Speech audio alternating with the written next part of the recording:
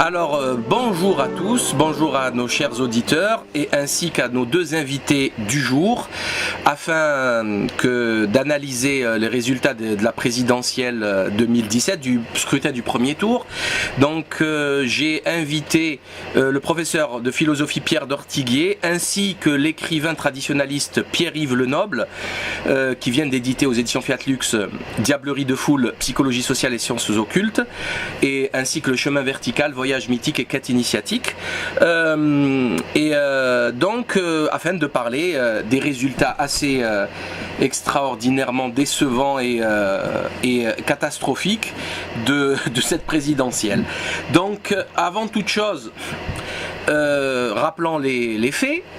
Il y a 46 millions d'inscrits dans ce pays. 22% à peu près d'abstentionnistes. Et on a eu des résultats assez spectaculaires puisque M. Emmanuel Macron a eu 23,75% des suffrages en pole position, juste devant Marine Le Pen qui a eu 21,53%. Troisième et quatrième position, donc on a eu Monsieur Fillon 19,91 et Monsieur Mélenchon à 19,64. Ensuite, vous n'avez quasiment plus personne puisque ça s'écroule à 6,35 pour Benoît Hamon, 4,75 pour Dupont-Aignan, puis des scores assez très bas autour de 1%, voire moins. Donc, c'est assez extraordinaire de constater, malheureusement, qu'en France, il y a près d'un quart des votants qui ont choisi Emmanuel Macron, le bankster de chez Rothschild. Après la crise de 2008, après les conséquences de cette crise, ils ont osé voter pour Macron, le chouchou de Pierre Berger, du lobby LGBT, le chouchou des banksters, le chouchou de la finance et des médias. D'ailleurs, comme par hasard, le CAC 40, lundi matin, il commence avec à peu près presque 5% de gains à l'ouverture. Encore plus curieux, plus impressionnant, 20% pour Fillon, c'est quand même extraordinaire avec toutes les casseroles qu'on a pu constater, et Dieu sait qu'il y en avait, qu'à 20% ont voté pour Fillon. Il y a 7 67 529 Français, résultat définitif, enfin pas définitif, du 24 avril à 4h du mat, qui ont voté pour François Fillon. C'est impressionnant. Concernant Mélenchon, c'est pareil. Mélenchon, quand même, le type qui a voté, qui a aidé à mettre en place à la présidence François Hollande en 2012 en offrant ses 11,1% de suffrage sans condition, sans négociation à François Hollande, et qui est donc responsable du quinquennat et qui est donc responsable de la mise en place de Macron, puisque c'est Hollande qui a installé Macron, et ben il a eu quand même 19,64%. C'est impressionnant là aussi. Pardon. On a vu Macron Mélenchon extrêmement amer, déçu. Il n'a pas voulu reconnaître les résultats. Son vrai visage est apparu à tous. Petite anecdote aussi, on a vu la femme Brigitte Macron monter sur scène et saluer le public. On se demande bien pourquoi. À savoir, Brigitte Macron est une ex-femme de bankster et qui a réépousé un bankster. Ce sont des petits détails, je pense, qui sont intéressants à connaître. Je voulais parler aussi rapidement de petites anecdotes. Alors François Hollande appelle, mais avec insistance à voter Macron au deuxième tour. Il s'est un petit peu retenu par décence au premier tour en faisant croire qu'il allait voter pour Hamon. Mais in fine, là maintenant il assume. Ségolène Royal sur CNews nous explique que Macron était leur candidat, il se cache même plus. Pierre Berger, le pape du lobby LGBT français, le monsieur qui a les clés de l'Elysée, qui fait la bise à quasiment tous les présidents de la République depuis 30 ans, nous a gratifié d'un tweet le jour de l'élection à 14h dans lequel il nous expliquait merci à François Hollande qui a appelé Macron auprès de lui, qui l'a nommé ministre et qui en a fait un futur président de la République. Donc les choses sont claires. On a eu quelques petites anecdotes intéressantes concernant la rotonde. Vous savez, là où ils sont allés déjeuner, c'est le petit Fouquet, c'est le Fouquet's de Macron. Donc avec tout le showbiz, toute la clique du showbiz, la même clique que les autres. Il y avait Jacques Attali, celui qui nous a mis Macron dans les pattes. Il y avait toute la clique, hein. Il y avait Stéphane Bern, il y avait Daniel Cohn-Bendit, il y avait Botul-Henri Lévy, le philosophe le plus stupide de France. Rappelons que Alain Menck, le bankster essayiste qui traitait Emmanuel Macron de pute, excusez la vulgarité, mais il n'y a pas d'autre terme, lui-même n'a pas utilisé d'autres termes, il a traité le futur président de la République française de pute. Il n'a pas dit prostituée, il n'a pas dit péripatéticienne, il l'a dit dans un documentaire télé et il l'a répété le plus calmement du monde dans le petit journal de Cyril Eldin sur Canal+. Donc c'est quand même assez impressionnant de voir de tels comportements. Et pourtant, c'est fait, c'est assumé. Alors, le PS est mort, on le sait. Ils l'ont assassiné, le Grand Orient l'a assassiné. Idem pour les Républicains ou pour le Front National, ces partis vont exploser. D'ailleurs, plusieurs membres des Républicains appellent à travailler comme Bruno Le Maire, etc. pour Emmanuel Macron. Valls est en train de se démener comme un petit diable pour travailler également avec Emmanuel Macron au niveau des législatives. Donc on imagine que pour avoir la majorité à l'Assemblée, obligatoirement il va falloir que Macron travaille avec d'autres députés, sachant que les circonscriptions, les députations sont verrouillées. C'est des mafias locales. Donc il y aura trahison de programme. On est bien d'accord. C'est impossible qu'Emmanuel Macron respecte son programme. Il n'aura pas la capacité de le faire puisqu'il n'aura pas la majorité parlementaire. Il faut savoir également au niveau des scores que Marine Le Pen est très loin d'être le premier parti de France, puisque non seulement c'est Macron maintenant qui l'est, mais s'il y avait eu une union sacrée de la gauche, ne serait-ce que Benoît Hamon et Mélenchon, on est à presque 26%. Donc ils auraient été premiers. Idem par exemple pour la droite, que ce soit Fillon et Dupont-Aignan, ils sont à 25%, donc ils auraient été premiers. Donc Marine Le Pen n'est au premier tour que à cause de la séparation, de l'effritement, de la découpe des partis et des courants politiques. C'est une évidence. Donc les scores dont on nous parlait, les 30%, etc. des sondages, sont totalement faux.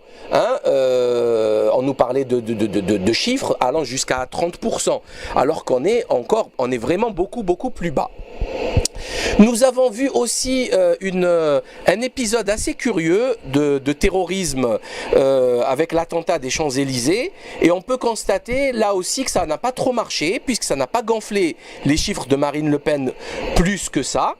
D'ailleurs, ça ne sert plus à grand chose de faire des petits attentats comme ça. Ça ne sert plus, ça n'a pas marché pour le Brexit avec l'assassinat de Joe Cox par Thomas Mehr.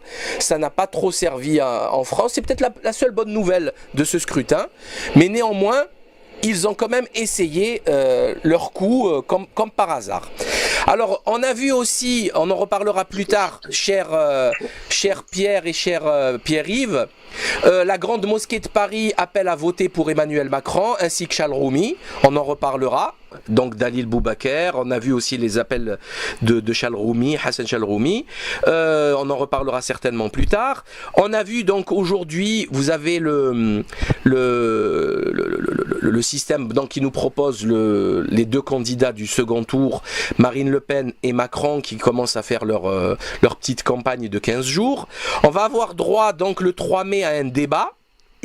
Seul et unique débat, donc pas grand chose. Marine Le Pen se présente comme une présidentiable, hein, elle veut pas faire trop d'esclandres, trop de scandales. D'ailleurs son père la critique et lui demande d'être un peu plus virulente. D'ailleurs elle a commencé par une phrase assez extraordinaire: je ne suis pas contre l'Union Européenne, disait-elle hier sur TF1 en direct à 21h. Mélenchon ne veut pas appeler directement à voter Macron parce qu'il a déjà payé très très cher en 2012. Donc il a envoyé Alexis Corbière nous expliquer qu'il était hors de question de voter pour le Front National. Encore heureux pour de l'extrême gauche. Nous avons vu des hérésies intellectuelles comme la Manif pour tous qui appelle à contrer Macron. Donc à voter Front National alors que le Front National a lâché la Manif pour tous quand il y avait 1 million de personnes dans la rue, tout simplement parce que le bureau politique du Front National est infiltré d'homosexuels, Steve Briouat, Philippot, comment il s'appelle, Nicolas B et bien d'autres, Patrick Chenu, Sébastien Chenu, transfuge de l'UMP, etc. C'est quand même très très curieux de voir des choses pareilles. Donc comme je le disais, Valls se démène comme un petit diable pour intégrer l'Assemblée, enfin la majorité parlementaire, alors qu'il a été exclu, il a commis le parjure, il continue à avoir accès aux médias après son parjure, c'est-à-dire il devrait y avoir des dépôts de plainte pour trahison, pour tromperie, etc. Et là, il nous explique qu'il est incontournable et que Macron doit travailler avec lui. On se demande bien pourquoi. C'est assez extraordinaire. Donc, qu'est-ce qu'on a dans cette affaire, si on peut la résumer? On a un pays qui a voté en 2005 contre le traité de Maastricht et l'Union européenne. En 2007, le mini-traité de Lisbonne est imposé, donc on assiste à un coup d'État grâce à Nicolas Sarkozy. Et ce peuple de 2017, il vote pour les putschistes de 2005. C'est-à-dire qu'on a changé de peuple entre-temps. Il s'est passé quelque chose d'extraordinaire, puisqu'il y a eu 55% de Français qui ont voté contre. Que s'est-il passé entre-temps? Une propagande médiatique extraordinaire, des dizaines de milliers d'articles pro-Macron, des sondages autoréalisateurs qui confortent les médias, qui confortent la mise en place de cette bulle médiatique qu'est Emmanuel Macron. Ensuite, le piège à Caen, que l'on pourrait appeler, excusez la vulgarité, mais c'est vraiment le piège à Caen du vote utile. Le piège à Caen de vote utile, et bien sûr, j'attends aussi vos analyses par rapport à la programmation mentale à ciel ouvert d'un peuple de 65 millions d'habitants. C'est assez effrayant. On a l'impression vraiment, comme je le dis, les marcheurs, c'est les Walking Dead, quoi. C'est les zombies. Les Français se sont zombifiés totalement et ont voté pour leur bourreau. Donc, qu'en pensez-vous? Quels sont... Pour commencer, cher Pierre, on va commencer par vous. Quelle est votre analyse sur les résultats de cette élection? Eh bien, cette élection manifeste un contrôle mental de la population et naturellement aussi des figurants. Il y a des personnages au sens le plus négatif du terme, comme on parlerait de personnages de théâtre que l'on nous présente. C'est-à-dire que tous les personnages sont indéterminés.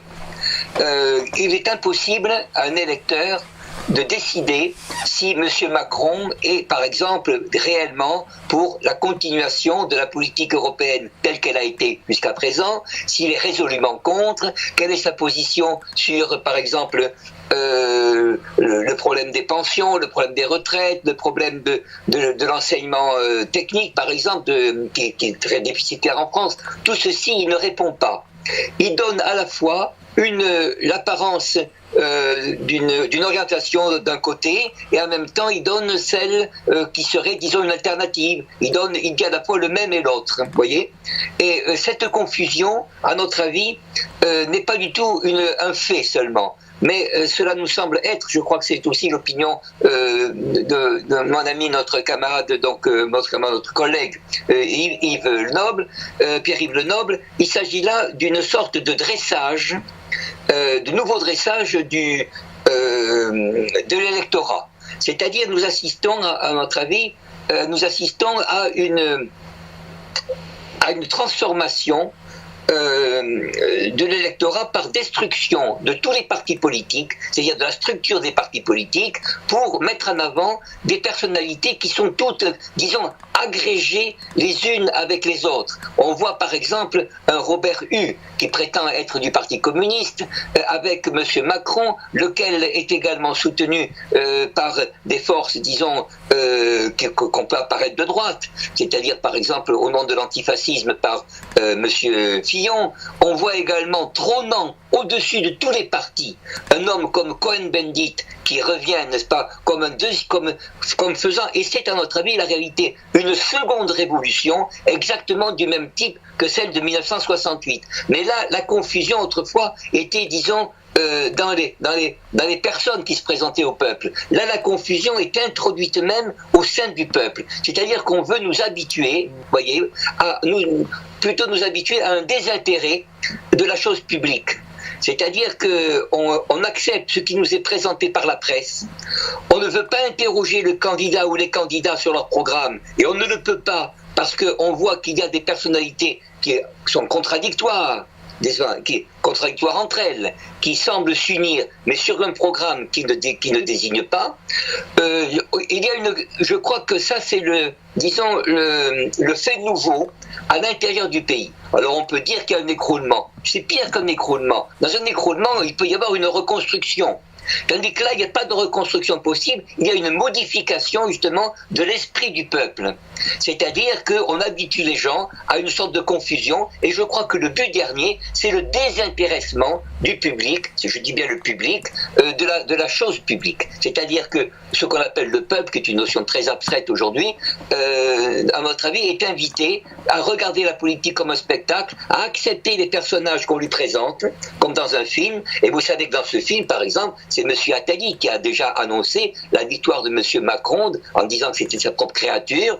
Depuis longtemps, il nous a même désigné, il a parlé, c'est très explicite, de la prochaine candidate qui suivrait le président actuel, voyez-vous.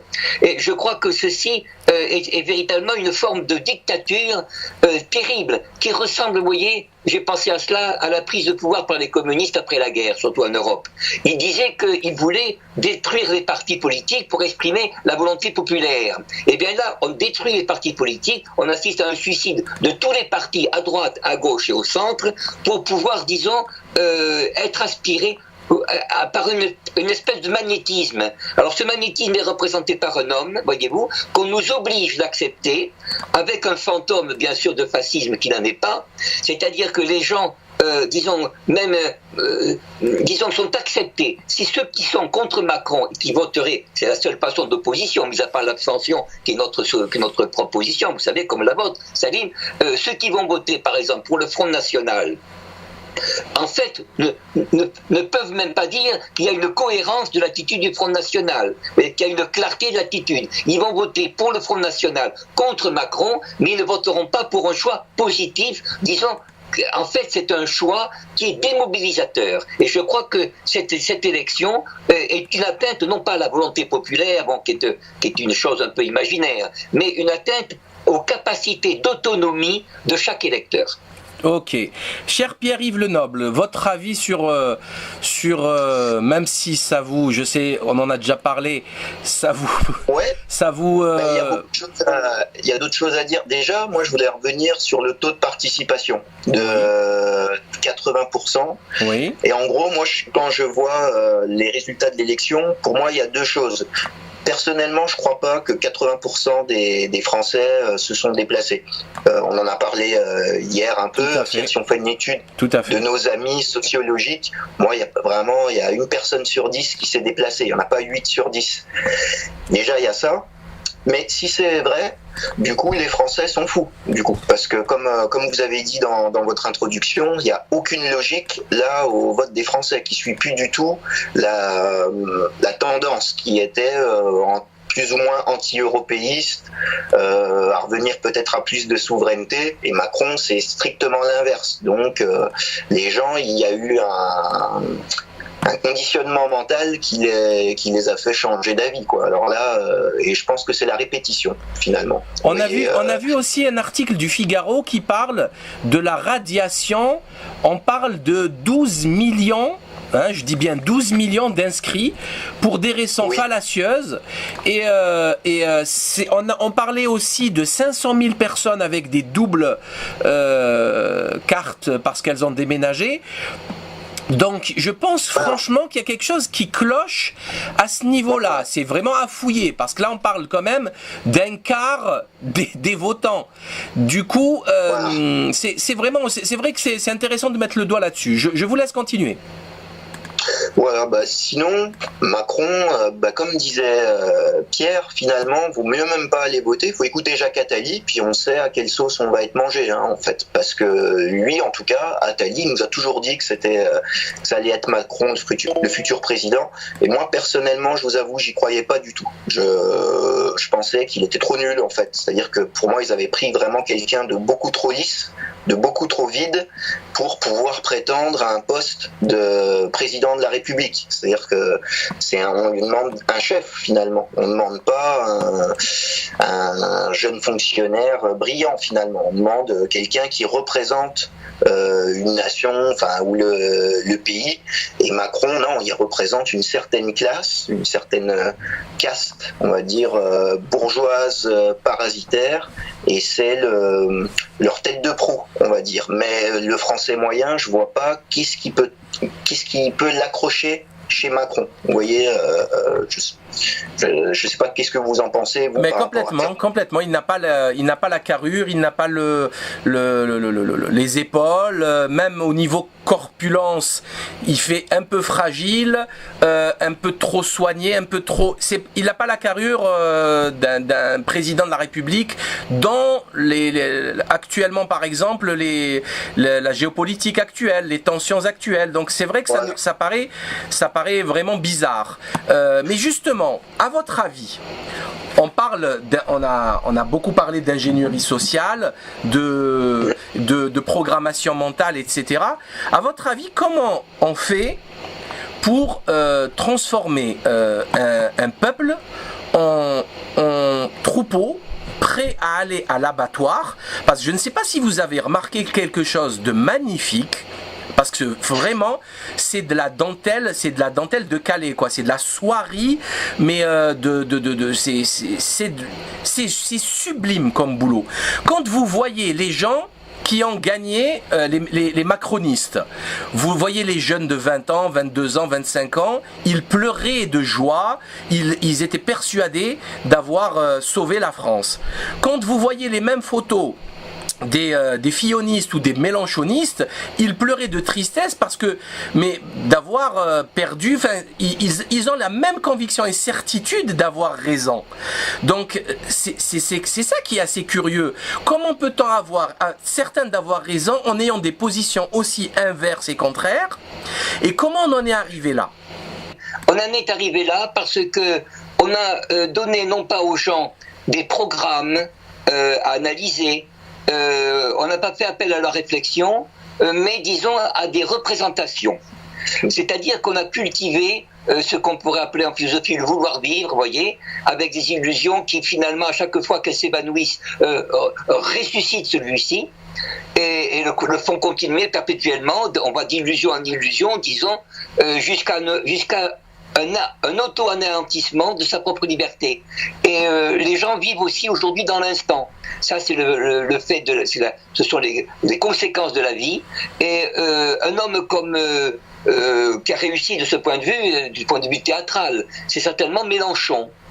Mélenchon, par exemple, s'est adressé à un public avec un langage républicain, mais c'est un public qui est formé aux écoles, aux journaux actuels, c'est-à-dire qui connaît la surface des choses, mais n'a aucun sens des racines. Vous voyez, ceci, d'ailleurs, je le dis, permet de dire, c'est un peu une pique Morin pour tous les candidats. Vous voyez, les uns parlent du gaullisme sans connaître véritablement les racines du gaullisme, les autres parlent de la République sans connaître l'histoire, qui est quand même entre nous monstrueuse, d'une République qui a été génocidaire en France, qui a ruiné non pas seulement la morale, mais plus que la morale, la capacité même, disons, la capacité de penser l'existence, c'est-à-dire toute idée religieuse, par exemple. Voyez-vous, la morale n'étant qu'une forme de l'utilité aujourd'hui. La jeunesse est également fragilisée par le manque de travail, c'est-à-dire le fait que la société n'est pas capable, d'abord, de l'instruire du point de vue technique, je reviens là-dessus, ce qui est notre distinction avec l'Allemagne surtout, et deuxièmement, n'est pas capable d'assurer, évidemment, ça je reprends un thème qui est certainement polémique, mais avec une dette extraordinaire, l'État n'est pas capable, évidemment, de garantir un avenir quelconque. Quand je sais que, quand même, ma propre retraite, par exemple, de professeur de philosophie, je sais qu'elle est payée sur des emprunts étrangers. Elle n'est pas payée sur les revenus de la France, vous voyez. Et ceci, c'est une vérité que on le dit. Mais, vous voyez, ces vérités-là, elles ne sont pas inconnues, mais elles restent sans signification, voyez-vous. C'est comme si vous enleviez la sensibilité à quelqu'un et que vous lui présentiez des tableaux. Eh bien, lui ne serait pas capable de goûter quelques plaisirs esthétiques. Je crois donc que ce à quoi nous assistons, c'est à une modification de l'homme en France, de l'homme français. Je dis que le personnage le plus important autour de Macron, à mon avis, bien sûr, c'est Attali et tous ceux qui sont autour d'eux, qu'on ne peut pas nommer sans avoir un procès, mais disons que l'on comprend très bien. Un homme comme Cohn-Bendit, par exemple, a joué, à notre avis, un rôle très important. Vous savez qu'il a joué un rôle important dans la relation entre Macron et, mon Dieu, j'ai oublié, et Bayrou. Alors, qu'est-ce qui fait, pourquoi ces gens sont-ils unis entre eux? Parce qu'à notre avis, ils pressentent une catastrophe économique et surtout financière, et qui veulent se préparer à une survie, à la survie de cette classe politique, de cette caste bancaire, etc.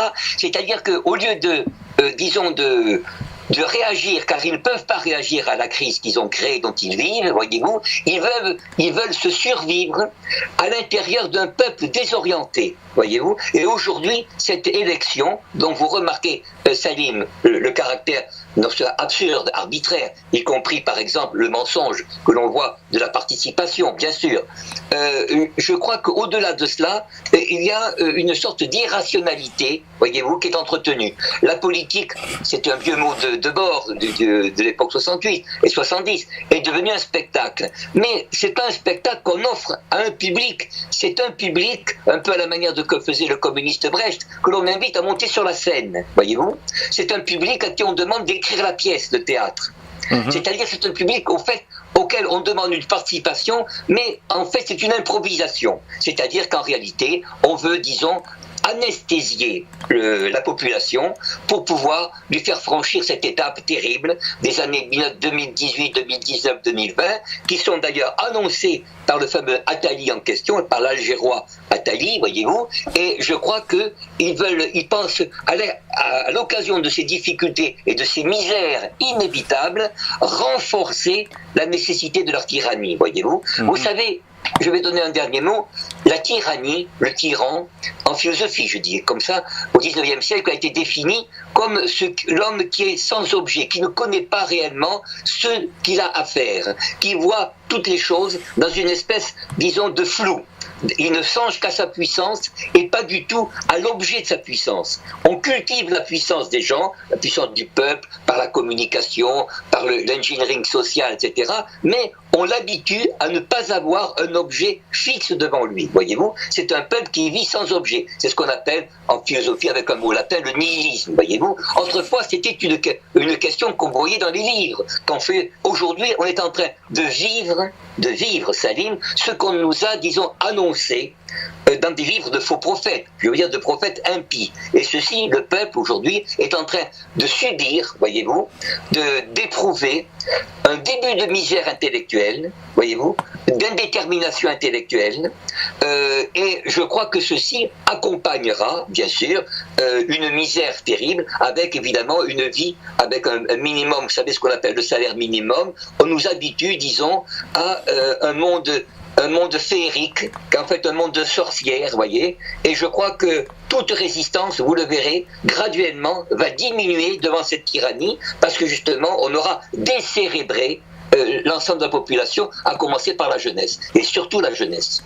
Alors, comme justement avant de prendre l'avis de Pierre-Yves Lenoble sur le comment de cette ingénierie sociale, bon, je vais vous donner quand même. Alors, je voulais rappeler rapidement un excellent article qui a été posté sur notre site lelibrePenseur.org de Stéphanie Blette qui s'appelle La France soumise. Je trouve que c'est un bel article, bien écrit d'analyse de la situation. Un autre article du bouc émissaire concernant les magouilles politico-judiciairo-policières des attentats et à faux drapeaux. Mais justement, en parlant de cette ingénierie sociale, comme vous le savez, j'ai écrit fin 2012 un livre qui s'appelle La faillite du monde moderne, dans lequel j'ai essayé de faire une synthèse de la situation actuelle. Pourquoi nous en sommes là? Et en fait, je donne des pistes comme ça, des petits points. Moi, je pense à la TV lobotomisation, hein, Cyril Hanouna, Big Deal, TF1, etc. Ça abrutit énormément les masses. Je pense que Pierre-Yves sera d'accord avec moi, même Pierre, vous aussi. Il y a aussi l'école de la République, la méthode globale, l'autodictée, le tutoiement, la perte de repères, et bien sûr des bacheliers qui sont incapables d'écrire des courriers sans faire 40 fautes d'orthographe ou de comprendre les textes qu'ils lisent, parce que c'est bien beau tout ça, mais si les gens ne sont pas capables de lire les programmes et de les comprendre et de demander des comptes plus tard et de se concentrer plus de 10 minutes parce que les jeux vidéo sont passés par là, parce que la publicité, les images subliminales ont déstructuré les connexions synaptiques, avec, on le sait, 4 heures de télé par jour, etc. Donc, qu'est-ce que vous en pensez, cher Pierre-Yves Lenoble? Eh ben là, c'est exactement ça. Et je vais rappeler quelque chose que j'ai mis dans le petit bouquin, là. C'est que... Diablerie de foule. Voilà, c'est-à-dire que ça c'est connu depuis Gustave Le Bon, hein, mais dans une foule, l'homme n'est plus le même que s'il était tout seul. En fait, l'homme devient bête, devient un animal presque à l'intérieur d'une foule. Mais avant les nouveaux médias, justement, avant cette TV lobotomisation, quand les gens revenaient tout seuls chez eux après un événement de foule, ils pouvaient faire un retour sur eux-mêmes et refaire une analyse personnelle, prendre de la hauteur, comme on dit. Aujourd'hui, quand la personne elle rentre d'une manifestation politique, d'un match, d'un meeting, et ben en fait, elle s'assoit toute seule devant son ordinateur et suivant le site, n'importe quoi qu'elle va regarder, elle va être à nouveau remise dans une psychologie des foules, toute seule devant son ordinateur. Donc en fait, il n'y a plus de retour sur soi, c'est juste de la rapidité, un flux continu d'informations et une psychologie des foules continuelle, même quand la personne est toute seule chez elle. Et là on peut plus rien faire là, parce que là ça s'appelle vraiment de la servitude volontaire. Donc c'est le vrai moi de la personne qui décide de se mettre sur off. Vous voyez ce que je veux dire? C'est beaucoup plus violent qu'un coup de bâton. Le coup de bâton vient de l'extérieur, alors que là, ça vient de l'intérieur de la personne. Vous voyez? Et là, c'est compliqué là, parce que là, on touche à théologiquement là, c'est le diable là, directement là, le diviseur intérieur, qui joue même parfois contre notre instinct de survie. Vous voyez? Donc là, c'est assez compliqué quoi. Et je voulais aussi rajouter une petite chose sur cette élection. Oui. Elle marque aussi la baisse de niveau de la France au niveau international. C'est-à-dire qu'en fait, cette élection, si on regarde de haut, ça ressemble à l'élection du gouverneur du Tennessee. Oui, la France, maintenant, c'est un État des États-Unis. En fait, on est les larbins des Américains. Et finalement, notre élection, on nous fait mousser des choses, mais elle n'a aucun intérêt international. La France, elle ne pèse plus rien. J'allais dire, depuis Chirac, on va dire qu'il y avait encore le choix, par exemple, de ne pas aller faire la guerre en Irak, vous voyez. Mais depuis Sarkozy, Hollande, on est des laquais de l'Empire, des Américains, des judéo-atlantistes, on peut dire tout ce qu'on veut, mais en tout cas, la France n'a plus du tout sa souveraineté. Et donc, Macron, il est peut-être là aussi pour montrer cette chute de niveau du pays en entier. Vous voyez, puisque le président, c'est avec sa tête de proue, un peu ce qui va symboliser le pays. Et Macron, il est peut-être là pour faire dire aux Français, en fait, vous êtes que des employés d'1,50 m, de 40 ans, en fait. Vous êtes plus des gens respectables, en fait, au niveau international. Je ne sais pas ce que vous en pensez, vous, de ça.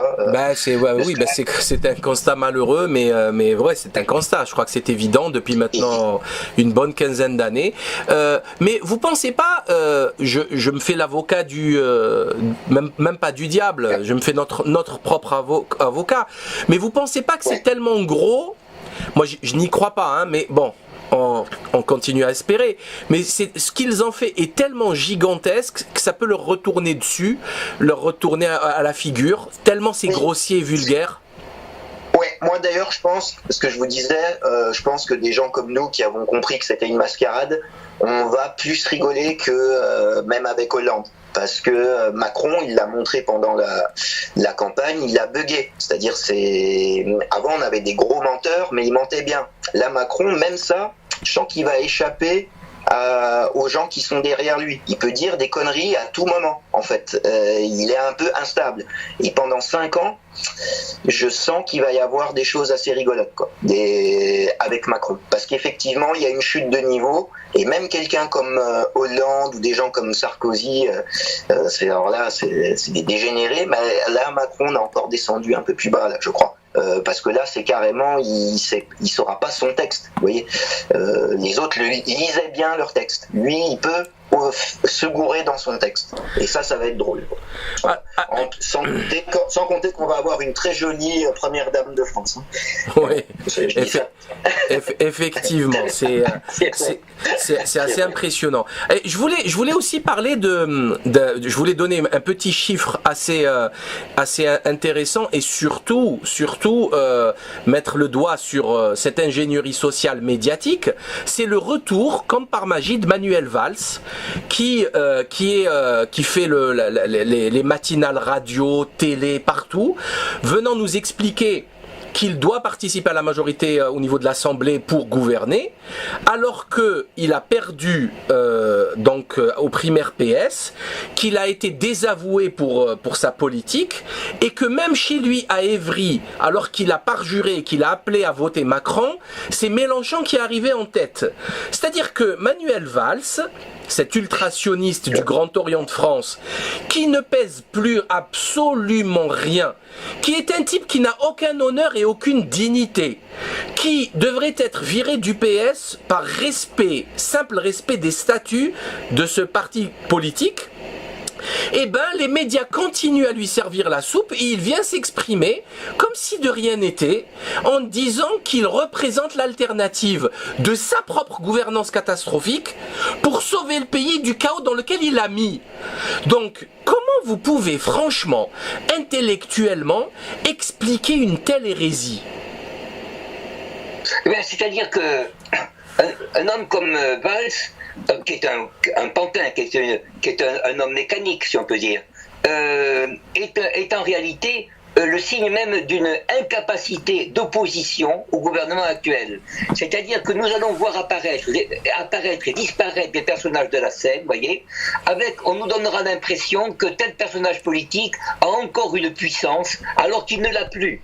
Vous savez que Valls lui-même avait, disons, des signes de comportement qui étaient quand même, disons, déplorables. Oui. On voyait ceci à travers ces tremblements, etc. Tout à fait. On sentait qu'il était, disons, il ne marchait pas au Captagon, c'est pas un homme de Daesh, mais disons que c'était quand même quelqu'un qui était, disons, dont on n'aurait pas voulu dans une entreprise, par exemple, voyez, pour le personnel. Et je crois qu'on va voir apparaître voyez-vous, de fausses situations. C'est-à-dire que vous allez avoir dans ce gouvernement des gens venus, par exemple, des gens qui doivent servir, nous le savons, un homme des Rothschild. C'est d'ailleurs, ce n'est pas une calomnie, c'est un fait d'ailleurs. Je crois que Mélenchon d'ailleurs a accusé Macron d'être l'homme des Rothschild. Hein. vous aurez aussitôt des communistes, des gens, disons, qui ont cultivé l'ouvriérisme, qui ont cultivé toutes les utopies dans leur vie, qui vont se mettre au service de cet homme, lequel dira que son projet n'est pas le sien, mais celui des Français. Les Français eux-mêmes, disons, qui ne pensent rien, car la situation leur échappe aujourd'hui. En fait, qu'est-ce qu'ils vont faire, les Français, ce gouvernement? À mon avis, c'est un gouvernement d'attente de la crise à venir. Je crois que des gens comme Attali, qui sont capables de prévoir quand même un président de la République et de nous annoncer, par exemple, la succession de cet homme sur le mode féminin, puisqu'il dit que c'est une femme qui lui succédera, connaissent encore mieux les rouages de cette crise qui est préparée, qui est annoncée. Pourquoi est-elle préparée? Parce qu'elle est destinée à donner un summum de puissance au groupe, on pourrait dire financier, qui, disons, contrôle le monde. Le mot de dominer, à notre avis, me semble inexact. Ils ne dominent pas le monde. Ils essaient, disons, de le gérer, de le suivre. C'est-à-dire que ce monde-là, Salim, je le dis, je dis en croyant, n'est-ce pas, en fidèle, est un monde qui roule à la catastrophe et qui en fait les entraîne eux aussi à la catastrophe. Voyez-vous? C'est-à-dire que ce monde-là lui-même obéit quand même à des lois, je ne dis pas surnaturelles, mais à des lois fondamentales. Alors, pour cela, il faut enlever toute pensée aux gens, voyez-vous? Mais cette pensée, disons, je crois qu'il y a une affaire de justice. Je crois que nous payons maintenant, la France paie sa légèreté. Voyez, je ne sais pas si vous admettez ce terme-là. J'ai eu l'occasion, grâce à vous d'ailleurs, de citer cette formule de Voltaire au maréchal de Richelieu, je veux dire le vainqueur de Fontenoy, contre les Anglais. Il avait dit, Voltaire, le Français, peuple toujours léger, quelquefois cruel, voyez-vous. Tout à fait. Nous l'avons été à divers moments. Nous l'avons été sous la Révolution, sous la Commune de Paris, sous ce qu'on appelle le Comité national de la résistance, vous savez, avec à peu près 100 000 morts, comme disait Henri Queuille, que il avait dit à la Chambre des députés, était plus fort que nos grands ancêtres. Lui qui était démocrate chrétien, c'est pas un jacobin, c'est un démocrate chrétien. Bon, eh bien là, je crois que nous allons vers des moments très difficiles, ce qu'on appelle, je ne dis pas qu'il y aura des guerres civiles, mais des luttes intestines, oui. Il y aura véritablement, disons, des affrontements, il y aura, disons, un affolement continu et entretenu. La pensée, vous savez, je vais vous dire, c'est pas pédant, je m'excuse, je me suis auprès des auditeurs, mais vous avez parlé Pierre-Yves a parlé du caractère délétère, du caractère destructeur de la télévision, qui fait que la personne ne peut jamais être seule avec elle-même. Vous savez, Platon, à quelque époque on le situe, enfin Platon a dit que la pensée, c'est l'entretien continu et silencieux de l'âme avec elle-même. Alors comment on veut tuer l'âme, évidemment, on remplit, disons, de bruit. Voyez-vous, la société. Et ce qu'on appelle le grand bruit, c'est Macron. Macron n'est pas, par exemple, un homme que l'on peut situer. Un de mes camarades de collège m'a dit, j'étais élevé chez les jésuites, vous savez, oui.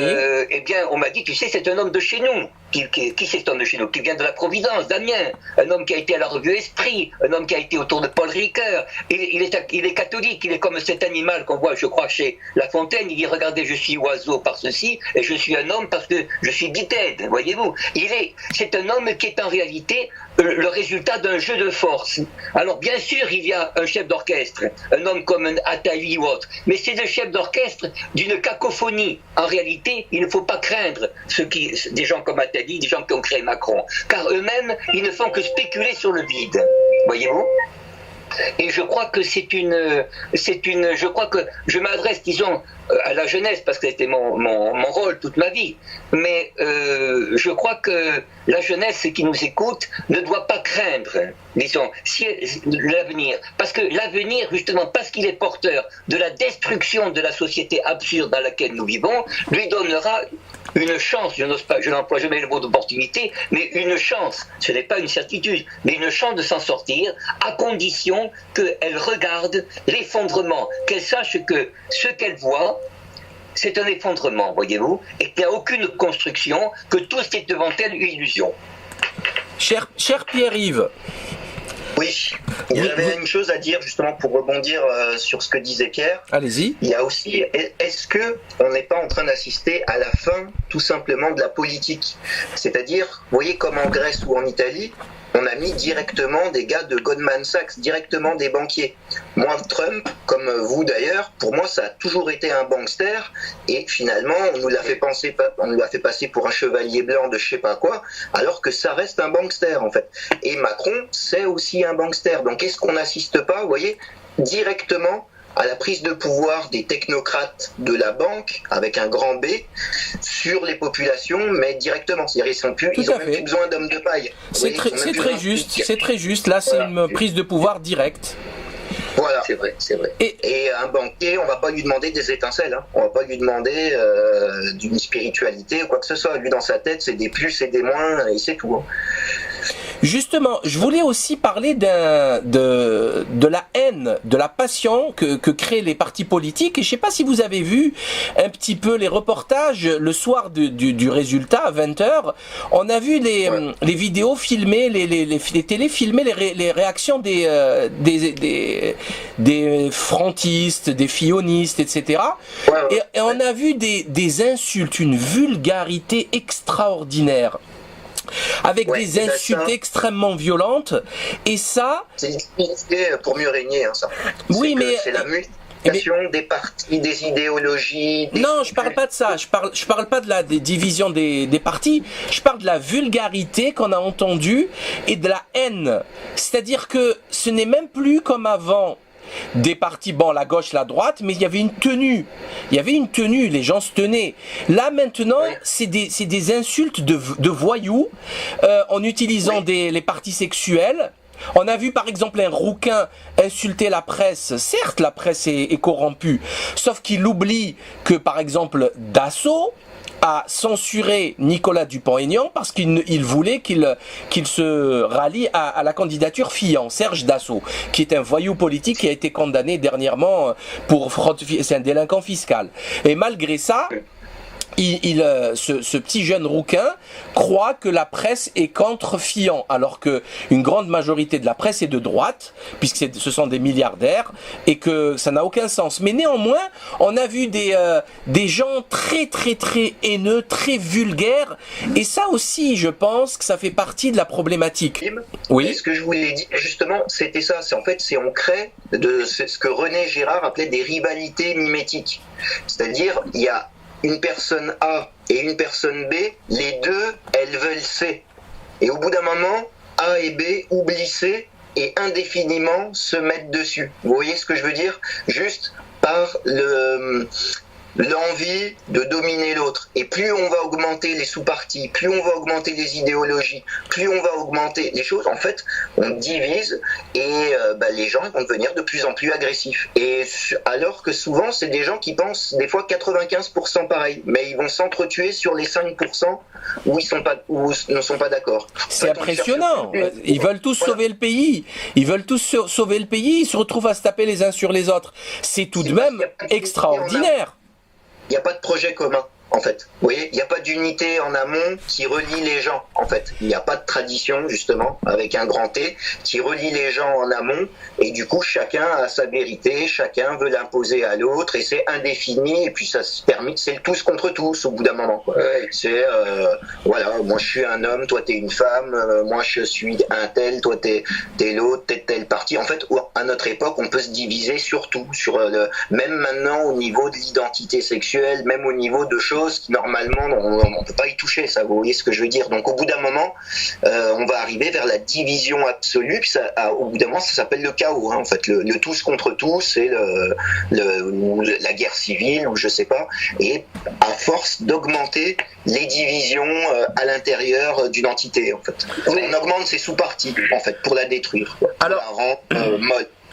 On a parlé de François Asselineau ensemble, et vous savez bien que Pierre a posté des articles où il critiquait beaucoup Pierre Asselineau et sa candidature sur le site lelibepenseur.org, et en fait vous aussi Pierre-Yves Lenoble, et je voulais donc aussi, maintenant que tout ceci est passé, que la pression de l'élection est tombée, que l'on puisse parler de cette candidature, même si elle a fait un très petit score.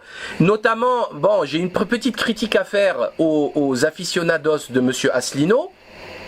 C'est de faire attention de ne pas tomber dans l'aspect sectaire de la question, parce que c'est très dangereux, hein. On a le droit de critiquer, on n'est pas pour autant ennemis, on va pas s'entretuer, on fait un travail intellectuel, on réfléchit, on pose des questions, on n'est pas pour autant ennemis, voilà, déjà. Petite réflexion aussi concernant les réseaux sociaux, le très mauvais score de Monsieur Asselineau est quand même contradictoire par rapport à la dynamique qu'il y avait sur les réseaux sociaux. Donc cette élection nous apprend qu'en fait les réseaux sociaux c'est du bidon, ça ne correspond à aucune réalité sur le terrain, c'est le porte-à-porte qui compte et c'est surtout la propagande médiatique, les 20 000 articles que Macron a eu. La répétition, les sondages et le fait de parler tout le temps des grands candidats et jamais des petits. Voilà. Donc ça, il faut se réveiller, arrêter les petits trolls d'internet, ça ne sert à rien. C'est une étincelle, ça peut commencer comme ça, mais dans le fond, il se passe rien sur le terrain. Et en fait, je voulais dire quand même qu'on pouvait critiquer Monsieur Asselineau sur différents points. Moi, je vous donne par exemple 3 points, après je vous laisserai parler. Par exemple, c'est un républicain. Moi, je suis un anti-républicain. Pas dans le sens intérêt de la cité, pas le sens de l'intérêt général, mais dans le sens république maçonnique d'aujourd'hui. Par exemple, il est pour le maintien de la loi Guesso. Qui est une hérésie intellectuelle, c'est quand même extrêmement grave de réprimer la recherche historique. Il est pour le mariage pour tous, il voulait pas revenir dessus, ce qui est extrêmement grave. Donc il y a quand même on peut le critiquer sans pour autant passer pour des ennemis, et puis de toute façon, je suis un abstentionniste et nous nous positionnons au-dessus de ces débats politiques stériles qui n'ont ni queue ni tête, puisqu'in fine on reste tous dans les mêmes règles du jeu faussé d'un système qui a été mis en place par des gens qui gagnent à chaque coup. Qu'est-ce que vous en pensez, cher Pierre d'Ortiguier ? Eh bien, merci bien Céline de poser cette question sur M. Asselineau. Oui, j'ai connu des militants de l'UPR, mais je ne connaissais pas du tout le programme en réalité de M. Asselineau. J'ai trouvé que je l'ai critiqué en effet, et je tiens à le dire pour une affaire de génération. Il se réclame du gaullisme, et vous savez, ce qu'on appelle le gaullisme a été, je ne dis pas une mystification, mais disons quelque chose qui relève un peu de la fantasmagorie en France. J'ai moi-même, j'ai eu l'occasion d'écrire les mémoires du général, de faire une édition avec Olivier Germain-Thomas, Rue Solferino, des mémoires du De Gaulle. Il avait lui-même approuvé ma propre proposition, disons, qui contenait justement tout ce qui concernait, par exemple, le discours, vous savez, contre le sionisme, etc., au moment de l'agression de 1967. Mais dans les discours de M. Asselineau, dans sa présentation pédagogique, disons, il dit que le général de Gaulle, il fait qu'on croit que le général de Gaulle était contre une politique européenne. Pas du tout. De Gaulle était pour ce qu'il appelait l'Europe européenne, c'est-à-dire une Europe dans laquelle l'Angleterre, qui avait toujours été quand même l'ennemi du continent en 1914 et en 1939.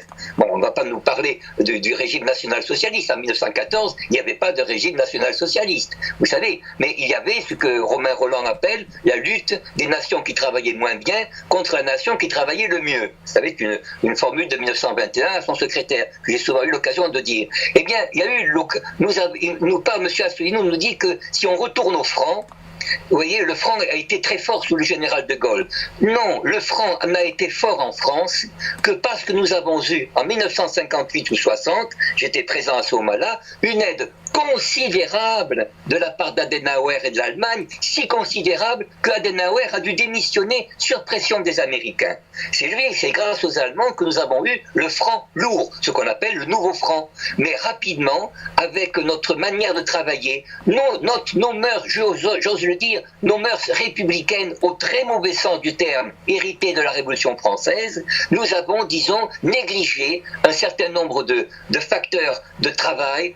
On a, disons, comme disait un de mes camarades qui est mort maintenant, qui travaille avec Pompidou, nous occupons, nous les gaullistes, de l'économie, nous occupons de la politique étrangère et nous laissons l'instruction et la culture aux communistes et aux gens de gauche. Voyez-vous, ça c'était très mauvais. Le franc en question dont je parle est un franc qui coûtait 1 franc, 1 mark. Ensuite ça coûtait jusqu'à 4 francs, 1 mark. Et lorsque nous allions descendre au fond de l'abîme, surtout après 68, lorsque l'euro a été institué, à la demande des Français, à la demande des républicains français, à la demande des Jacobins, imposé au Deutschmark allemand. Les Allemands ne demanderaient pas mieux que de revenir au Deutschmark.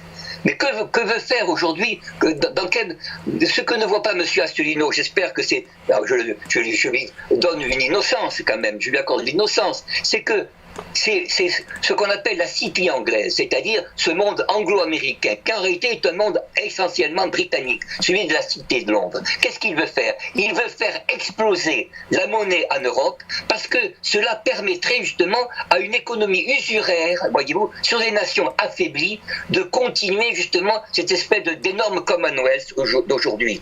Et ça, M. Asselineau ne le voit pas, parce que je crois que comme la plupart de nos compatriotes, disons, il y a un certain anti-Germanie, une certaine jalousie, vous savez, de notre voisine. Notre voisine, aujourd'hui, a perdu la guerre. Elle a perdu 2 guerres mondiales. Lorsque M. Asselineau parle des Américains, il parle du Comité national de la résistance, eh bien, il doit savoir qu'on peut dire non aux Américains, mais comme les Américains ont gagné la guerre avec les Anglais, nous sommes obligés de les suivre. La France n'a jamais gagné une guerre aujourd'hui en Europe. Elle a toujours été entraînée par d'autres. Voyez ? Et ça, je tiens à vous le dire grâce à vous, parce que je crois qu'il n'y a que chez vous que je peux ainsi m'en exprimer. Mon opinion a été partagée par mes camarades de l'école des Chartes et autres, sauf qu'ils n'osaient pas le dire publiquement. Je crois justement que nous allons en France être, disons, les plus touchés par la violence dont vous avez parlé. Nous allons être touchés aussi quand même par des groupes, je le dis ouvertement, des groupes étrangers ou venant de l'étranger, qui sont menés, disons, entretenus pour former une guerre civile ou des troubles profonds qui ne vont pas durer quelques mois, qui sont appelés à durer des années et des années. C'est-à-dire qu'on veut essayer de faire en France une sorte, je ne dis pas de libanisation, mais on veut entretenir une lutte civile, voyez-vous. On veut même... Monsieur Asselineau, disons, ce n'est pas lui que j'ai attaqué, c'est l'état d'esprit jacobin, voyez-vous, celui qui ne voit pas que des départements que nous avons sont, vous savez, une création maçonnique, qu'il y a des régions en France, qu'il y a que c'est quand même Rousseau qui a fait une constitution pour la Corse, comme il l'a fait pour la Pologne. La Bretagne a quand même une nationalité, a une identité. La Bourgogne à côté dont je parle, bien sûr aussi. Je ne sais pas, je crois que le Pays Basque également. C'est pour ça que l'Europe, il ne faut pas voir l'Europe comme une affaire seulement de banquiers. Les banquiers parlent de l'Europe pour détruire l'Europe. Est-ce que vous voyez? Comme l'ont fait les Jacobins à l'époque. Vous voyez, je ne sais pas, ceci, je le dis parce que je suis de cette génération qui, en faisant de la philosophie, devait apprendre l'allemand, voyez-vous. Et j'ai toujours vécu dans cette sorte d'union même esthétique, musicale, voyez-vous, un peu celle de Romain Rolland. Et je dois dire que M. Asselineau, disons, il est très typique, très significatif, vous savez, de cette tendance-là, jacobine. Et alors, il s'adresse à des jeunes gens, malheureusement, qui n'ont pas suffisamment d'instruction. Lorsqu'il célèbre, par exemple, comme dans l'article que j'ai écrit chez vous, un homme comme Richelieu et comme Louis XIV, qui ont été vraiment des gens de conséquences funestes pour l'Europe, voyez-vous, qui ont détruit l'Allemagne, ils ont fait une guerre de 30 ans. Et n'oubliez pas que Churchill a déclaré que de 1914 à 1944, nous avions affaire à une seconde guerre de 30 ans. Est-ce que vous voyez? Voyez. Alors ceci, il faut le dire. Je le dis à voix haute parce que ce n'est pas évidemment quelque chose qui est très connu. Et ce que je déplore, moi, ce n'est pas qu'on ait des opinions, c'est le fond d'ignorance, voyez-vous, sur lequel les opinions tout à fait naturelles des jeunes gens peuvent se former, mais le pouvoir qui nous domine ou qui nous contrôle, ce qui est beaucoup plus vrai que dominer, voyez-vous, un diable ne domine pas l'homme, il veut le contrôler, voyez-vous. Seul Dieu domine l'homme, mais le diable essaie de le pousser, disons, dans un sens ou dans l'autre, de le faire trébucher. Voyez-vous, je crois qu'on veut également en Europe former une sorte de lutte civile, voyez-vous, je dirais former une sorte d'antinomie contre les nations, voyez-vous, et on essaie de le faire sous un voile, je dirais, toujours abstrait. Par exemple, je ne sais pas, on essaie de réécrire l'histoire, de faire ce qu'on appelle, comme disait Le Pen, elle-même, Madame Le Pen, dit qu'il faut écrire un roman historique. Non, il faut arrêter d'écrire des romans sur l'histoire. Il faut voir les choses comme elles sont. Il faut voir que nous sommes à un certain niveau, assez bas, un des plus bas aujourd'hui de l'Europe, et un des plus bas du monde, contrairement à ce qu'on nous dit, on nous cache seulement la vérité, voyez-vous. Regardez par exemple le niveau des Français en matière mathématique dans le monde. Vous avez vu comment on a chuté, voyez-vous. Regardez, écoutez, quand je vois par exemple le niveau des lycées, vous en avez parlé aujourd'hui, c'est non pas seulement lamentable, c'est scandaleux. Voyez-vous, je ne sais comment dire.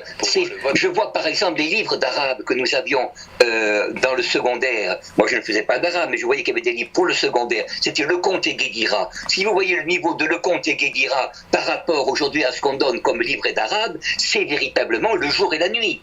Donc nous avons affaire à des forces. Et je dis ouvertement, ces forces ont puisé leur énergie en France même.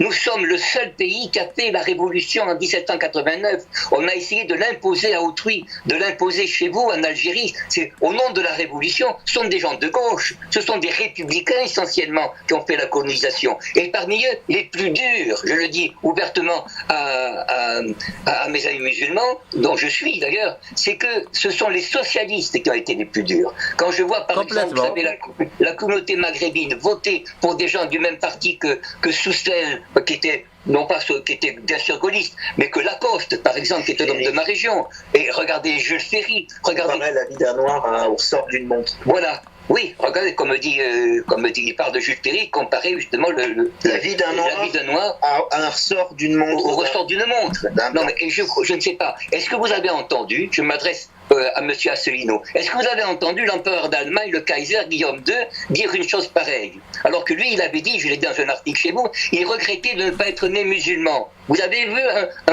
un directeur, un chef de gouvernement en France qui regrette de ne pas être né musulman?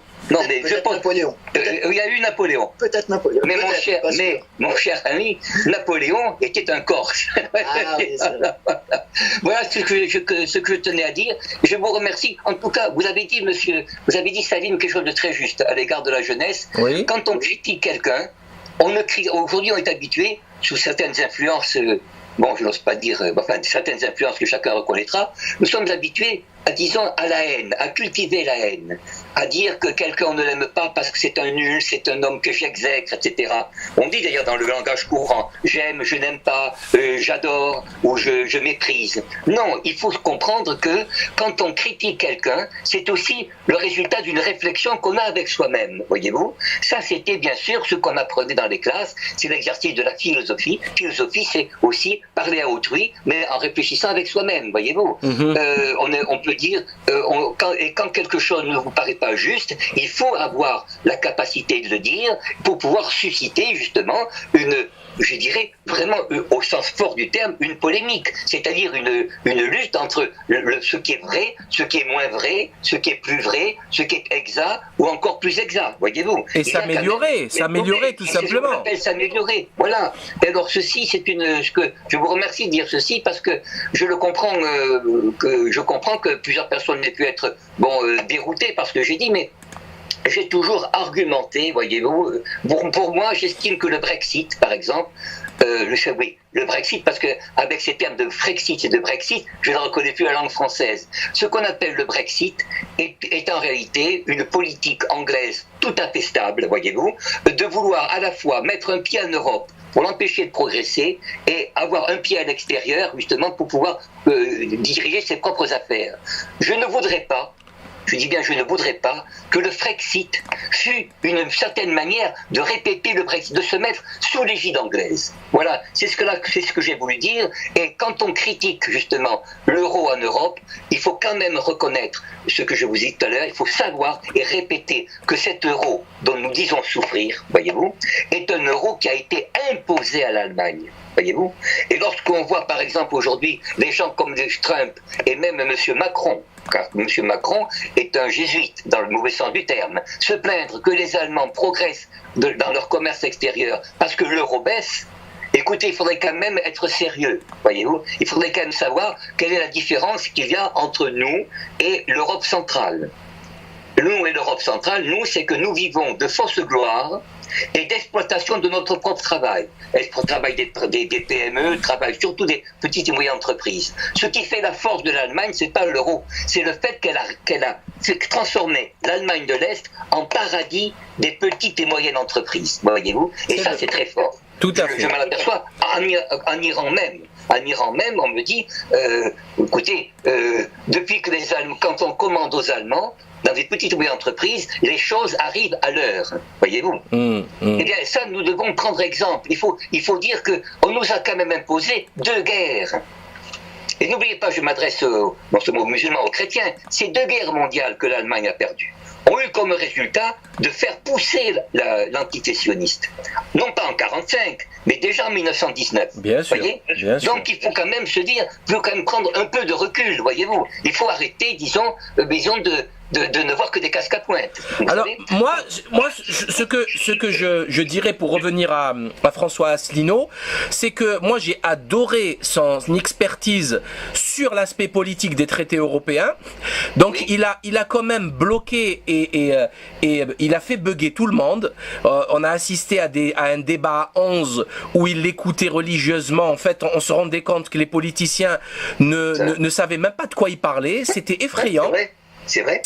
On a vu des journalistes qui commençaient à poser les bonnes questions. Ça a tout de suite relevé le niveau du débat et il a mis le doigt vraiment sur la problématique, sur les problématiques des traités, et il a bien expliqué que tous les programmes que ces gens présentent, hormis le sien, ils ne sont pas applicables à moins de se prendre des amendes à plusieurs centaines de millions, voire milliards d'euros par la Cour de justice européenne.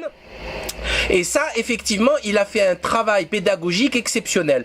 Par contre, je suis désolé, il n'a pas un mot pour critiquer le réseau maçonnique qui est derrière tout ça. Pourtant, c'est bien la maçonnerie qui est derrière Jean-Luc Mélenchon, qui est derrière le PS, qui est derrière Macron. Donc, qu'est-ce que vous en pensez, cher Pierre-Yves Lenoble ?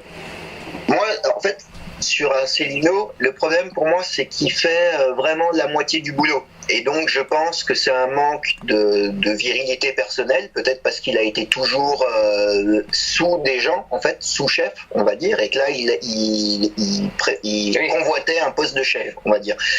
Et moi, je voulais revenir, c'est qu'il y a 11 candidats. Donc déjà, c'est un chiffre maçonnique. Et ces 11 candidats, ils représentent 11 types humains de Français moyens, pour que chacun il ait une case pour lui. Et Asselineau, en gros, il a été fait pour des gens comme nous. Vous voyez, entre guillemets, de la même sociologie, qui critiquons l'Europe et tout ça. Ouais. Et il fait la moitié du travail. Donc pour moi, ça reste, vous voyez, une voie de garage. Par exemple, il va dire que le Dalai Lama, c'est la CIA. Mais il se dit gaulliste et il va pas regarder que la CIA, elle est derrière De Gaulle, par exemple.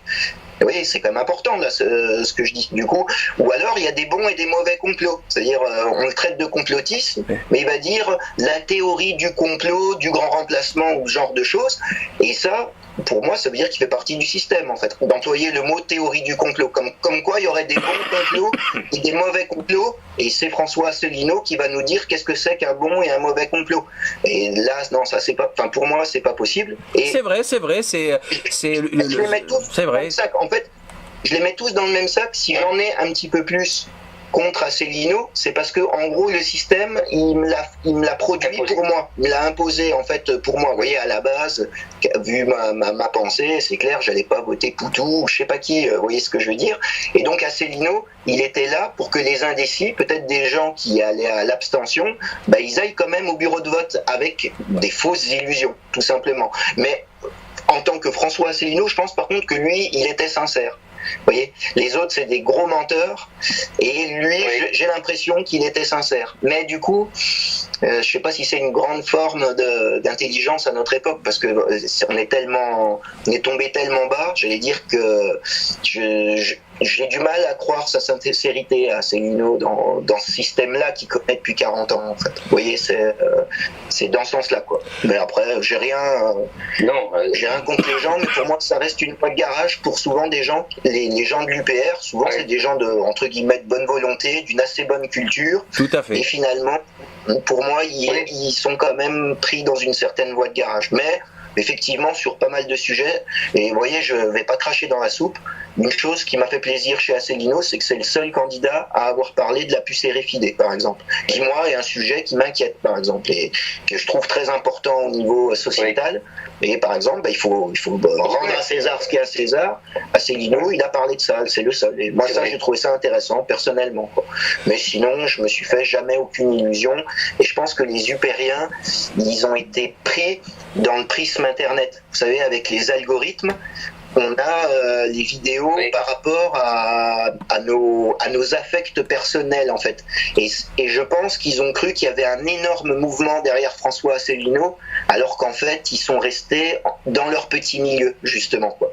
Et c'est même ce qui fait que par exemple quelqu'un comme Jean Lassalle, moi je vous avoue je comprends pas ce qu'il dit quand il parle, mais extérieurement il a plus une tête de chef et le français moyen, il veut un chef, il veut pas un administrateur qui connaît toutes les lois par cœur. Vous voyez, même c'est bête, je vous l'accorde, mais c'est comme ça, quoi. C'était, je pense, une erreur tactique de sa part. Mais c'est tout ce que je pense, quoi. Et même moi, par contre, je pensais qu'il ferait beaucoup plus. Vous voyez. Pareil, ils ont tellement bassiné, les gars de l'UPR, avec leurs commentaires, leurs vidéos et tout. Moi, je pensais qu'il allait faire les 5%, justement, au moins rembourser sa campagne. Tout à fait. Et en fait, non. Ben justement pour finir, on va revenir à l'essentiel. Donc, comme vous deux, moi je me positionne dans un paradigme traditionnaliste, le plus classique, c'est-à-dire je refuse l'existence même de la démocratie, qui est une hérésie intellectuelle. Je le répète, puisque l'ignorant, c'est le règne de la quantité. D'ailleurs, c'est le règne du chiffre, et l'ignorant ne peut pas désigner son dirigeant. Ça n'a pas de sens. Comme je me plais à le répéter, quand vous prenez les 10 plus grands philosophes du monde dans un village et vous prenez 11 abrutis pochetrons piliers de bar, ben c'est qui va gagner à l'élection? Ben c'est les 11 pochetrons, parce que ils vont être jaloux des 10 autres et qu'ils vont être manipulables. Donc bon, moi personnellement, je refuse depuis maintenant quelques années d'appeler à voter quoi que ce soit. Je suis dans l'abstention totale par rejet du système, et je sais que les gens sont choqués parce qu'ils disent oui, mais si tu laisses faire, ben par exemple Marine Le Pen va passer. Ben qu'elle passe Marine Le Pen, ça ne me concerne plus. Moi personnellement, ça ne me concerne plus. Le sort d'un peuple qui ne sait pas ce qui est bien ou mauvais pour lui ne m'intéresse pas, ne m'intéresse plus. D'ailleurs, une vidéo exceptionnelle de 1971 de Julius Evola nous montre à la 52e minute, je crois, à la question que faire aujourd'hui, il dit il n'y a rien à faire. Il faut juste chevaucher le tigre. Il n'y a absolument rien à faire. C'est une avalanche. On n'arrête pas une avalanche au milieu de la montagne. Il faut qu'elle se termine. Et qu'il y a d'autres forces beaucoup plus importantes qui vont intervenir. Ça, c'est une évidence. La solution ne viendra pas du peuple, la solution ne viendra pas des élites. Je crois que ça, c'est une évidence. Donc, on n'a pas à chercher. Il faut sortir de cette maladie du oui, mais je fais quoi, moi? Ben, je réfléchis et je cherche la vérité. Point. La solution politique par les urnes, ça ne fonctionnera jamais. Et tous les dégénérés qui nous présentent Marine Le Pen comme une solution, alors qu'elle vient de dire, déjà elle est en train de trahir, elle se dit pro-européenne, elle est contre le retour sur la loi Guesso, elle est ultra-sioniste comme c'est pas permis, elle a déjà trahi la cause populaire avec le mariage pour tous, elle est totalement infiltrée par le lobby LGBT et la franc-maçonnerie. Son système politique, il y a des enquêtes judiciaires parce qu'ils utilisent les paradis fiscaux. Philippe Péninck, Châtillon, Lousteau, ils utilisent les paradis fiscaux alors qu'ils sont censés les combattre. Donc tout ceci n'a aucun sens, absolument aucun sens. Emmanuel Macron, je n'en parle même pas. Donc entre la peste et le choléra, entre le sida et le cancer, on n'a pas à choisir, on n'a pas à se salir, on a à être cohérent, à rester intellectuellement raisonnable et logique et maintenir sa position. À partir du moment où l'analyse est juste, répétable et reproductible, pourquoi aller s'aventurer dans des zones sombres et floues? Qu'est-ce que vous en pensez, chers amis? Allez, oui. Alors, moi, déjà, je vais dire une chose. Justement, là, tu parlais en tant que traditionnaliste. Moi, j'ai jamais voté de ma vie. J'ai 35 ans. Et on m'a toujours dit, oui, mais pense à tes grands-parents qui sont battus pour la démocratie. Je suis sûr que vous avez déjà entendu ça. Ouais. Magnifique, ouais. Et ben, je voudrais faire une petite pensée pour tous les Indiens d'Amérique, pour tous les Papous, pour les Vendéens, pour les gens d'Hiroshima, de Nagasaki, tous les gens en fait qui ont crevé à cause de la démocratie. Ils n'avaient pas de bureau de vote, vous voyez, les Indiens d'Amérique, et ben ils se sont fait génocider, ils en ont eu après. Les gens de Hiroshima en 1944, ils avaient un roi de droit divin, ils se sont pris 2 bombes atomiques et ensuite ils ont eu des bureaux de vote. Donc tout ça, voilà, c'est pour dire aux gens, je suis pas sûr que mes grands-parents se soient battus pour la démocratie, j'ai plutôt l'impression qu'ils en sont morts, quoi, en fait. Déjà. Très bien, c'est bien. Oui. Très belle conclusion. À vous, cher Pierre. Je n'ajoute rien à la conclusion qui est déjà faite par Pierre-Yves. Je dirais un mot simple, c'est que ce qu'on appelle nos partis politiques, ces personnages qu'on nous représente, ce sont là véritablement des idoles, vous voyez, c'est-à-dire des gens qui essaient de troubler par l'imagination le travail de la raison, voilà. Et si ce peuple était cervelé aujourd'hui, c'est que justement il a cédé beaucoup trop, que ce soit d'abord par l'enseignement, ensuite par le mauvais exemple,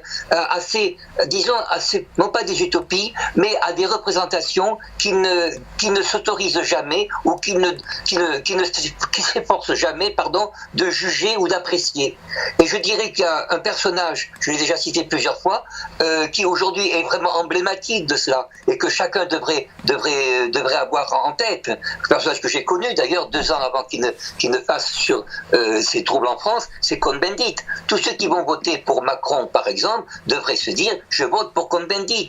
Et quant à Madame Le Pen, elle est là pour pouvoir, disons, faire une sorte d'opposition de Sa Majesté. Je dirais que ce parti qui est un front, mais qui n'est pas réellement un front, qui est une organisation simplement unique, du Front National, et vous le savez, ceci a déjà été dit, mais je le redis pour certains auditeurs, a été favorisé par Mitterrand. Mitterrand qualifiait Le Pen, qui par ailleurs est un homme que j'ai trouvé éloquent, que j'ai rencontré 2 ou 3 fois, je crois, lors de la fête nationale à l'ambassade d'Iran, est un homme, disons, qui avait été défini par Mitterrand comme le dernier homme politique de la 4e République. Et je crois qu'il a été là pour pouvoir vaincre justement un certain conservatisme français, qu'on appelle la droite, vous voyez, qui pouvait être un rempart aux utopies de la gauche, aux appétits de la gauche, que la finance internationale, qu'on appelle, avait choisi. Lorsque, par exemple, M. Asselineau, par exemple, dit qu'il faut quitter l'OTAN, en quoi il a raison, je rappelle à mes jeunes auditeurs que c'est le président Mitterrand qui, en 1966, a déposé une motion de confiance au Parlement pour protester contre le départ, disons, un certain départ que De Gaulle avait voulu d'OTAN. Tout ceci, d'ailleurs, de la part du général, de la part de la droite, était entièrement utopique. Les Américains avaient gagné la guerre, l'Angleterre avait gagné la guerre. Mon dernier message, c'était à la jeune génération, si vous voulez justement être maître de vous, la prochaine fois, gagnez la guerre et choisissez le bon côté. Très juste. Merci chers amis pour cette analyse de la situation. C'est pas compliqué. Si même Michel Onfray appelle à l'abstention, c'est dire la situation comme elle est catastrophique. C'est comment expliquer ça? C'est le soleil qui nous éclaire, c'est le soleil qui est responsable de la photosynthèse, c'est ainsi. Toute personne qui dira le contraire est une menteuse. Et c'est valable pour cette analyse politique et doctrinale traditionnaliste. Si vous voulez comprendre ce qui se passe dans ce monde, vous êtes obligé d'adopter ce paradigme-là. Autrement, vous allez tourner en rond à jouer à une partie de boxe truquée dans laquelle le boxeur a été acheté, l'arbitre a été acheté, le jury a été acheté, et en plus, et c'est la mafia qui est derrière, c'est-à-dire que si quelqu'un veut reculer, eh ben il se fera briser les genoux. Donc la situation est ingagnable, la situation est gravissime. Donc pour s'en sortir, je crois que c'est évident, il faut sortir de ce jeu, le refuser. Et changer complètement de paradigme. Donc c'était ce que je voulais comme conclusion à cet entretien. Je vous remercie infiniment et j'invite les auditeurs à nous suivre et à faire tourner ces vidéos et à découvrir d'ailleurs les 2 derniers livres de Pierre-Yves Lenoble qui sont vraiment d'une très très haute facture. Diablerie de foule, psychologie sociale et sciences occultes, suivi d'un petit texte que j'avais réalisé dans une conférence ponérologie politique, ainsi que Chemin vertical. C'est sorti vraiment au mois d'avril. Hein. Chemin vertical, voyage mythique et quête initiatique. Sans oublier les livres de Pierre d'Ortiguier, bien sûr Nietzsche, ou tout simplement le dernier Voltaire qu'il a préfacé. Donc merci à vous et à très très bientôt, chers Pierre-Yves et Pierre d'Ortiguier. Merci Salim. Merci. Au revoir. Merci beaucoup, au revoir Salim, au revoir.